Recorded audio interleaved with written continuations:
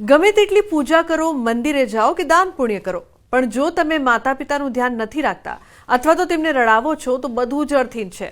અને જો તમે માતા પિતાને દુઃખ આપો છો તો આ જ જીવનમાં તેની સજા પણ ભોગવવી પડી શકે છે. અને શક્ય છે કે ફક્ત તમે જ નહીં પણ અન્ય પેઢીઓ પણ સજા ભોગવે. માતા પિતાની સેવા કરવાથી જ દૂર થાય છે શ્રાપિત દોષ. ચાલો જાણીએ તેના વિશે. આજના કલયુગમાં આપણે એવી ઘણી ઘટનાઓ જોઈ હશે કે બાળકો તેમના માતા પિતાને રડાવે કે તેમને ખૂબ ત્રાસ આપે.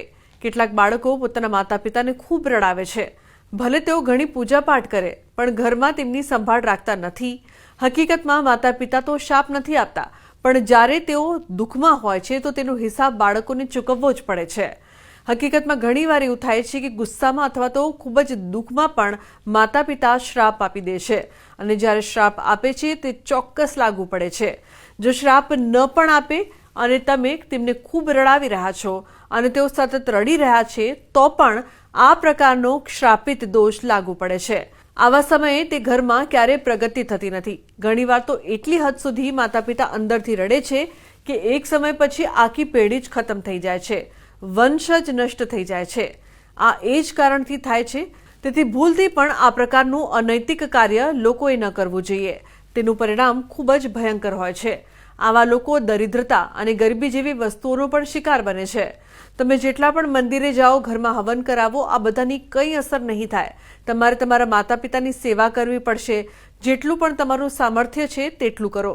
તેમની જરૂરિયાતોનું ધ્યાન રાખો. જો તમારી ક્ષમતા મહિને ₹500 આપવાની છે તો એટલું જ આપો.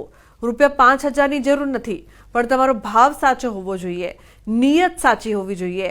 જો તમે સાચા નિયમથી સેવા કરશો, સાચી નિયતથી સેવા કરશો તો આ પ્રકારના દોષ હશે તે પણ દૂર થઈ જશે. જ્યારે ભગવાન રામચંદ્ર લંકા ઉપર વિજય પ્રાપ્ત થયા ત્યારે પણ કહે છે કે મારી જનની છે, મારી જન્મ આપવાવાળી મા છે, ત્યાં જ મારે રહેવું. આ દુનિયામાં માતા પિતાથી કોઈ મોટું છે નહીં, કારણ કે 9 મહિના પેટમાં રાખી અને બાળકને જન્મ આપે છે એ પહેલી એની મા છે. જીવનનું ભરણ પોષણ હોય, જે ધનનો ખર્ચો હોય, પૈસા હોય, મહેનત હોય, એ કરે છે પિતાશ્રી.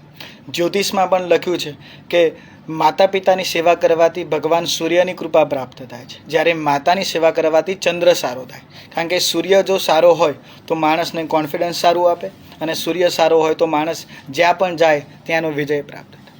એવી જ રીતે જ્યારે ચંદ્રની વાત કરીએ તો કુંડળીમાં ચંદ્ર સારો થવા માટે માતાની સેવા જરૂરી છે.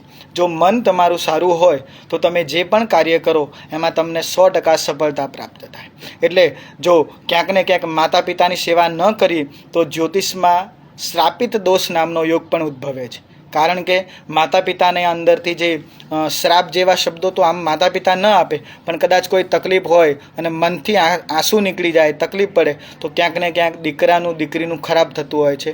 માટે આ જગતમાં માતા પિતા એ પ્રત્યક્ષ દેવ છે. કારણ કે ગણેશજીએ પણ માતા પિતાની પૂજા કરી હતી, એટલે જ પહેલી પૂજા ભગવાન ગણેશજીની થાય છે.